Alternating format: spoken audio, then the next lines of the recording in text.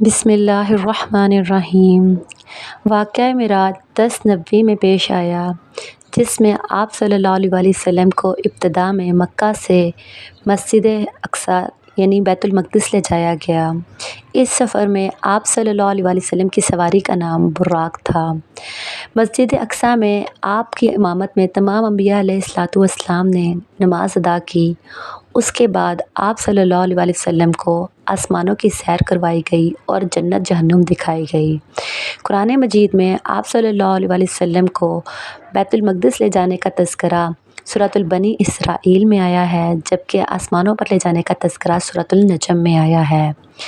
جب آپ صلی اللہ علیہ وسلم کو آسمانوں پر لے جایا گیا تو آپ صلی اللہ علیہ وسلم کی ملاقات پہلے آسمان پر حضرت آدم علیہ السلام سے ہوئی، دوسرے آسمان پر آپ کی ملاقات حضرت عیسیٰ علیہ السلام اور حضرت یحییٰ علیہ السلام سے ہوئی، تیسرے آسمان پر آپ کی ملاقات حضرت یوسف علیہ السلام سے ہوئی، چوتھے آسمان پر حضرت ادریس علیہ السلام سے ہوئی، پانچویں آسمان پر حضرت ہارون علیہ السلام سے ہوئی، چھٹے آسمان پر آپ صلی اللہ علیہ وسلم کی ملاقات حضرت موسیٰ علیہ السلام سے اور ساتویں آسمان پر آپ صلی اللہ علیہ وسلم کی ملاقات حضرت ابراہیم علیہ السلام سے ہوئی۔ اس سفر میں آپ صلی اللہ علیہ وسلم کو 50 نمازوں کا تحفہ دیا گیا، جسے بعد میں کم کروا کر 5 نمازوں تک محدود کر دیا گیا۔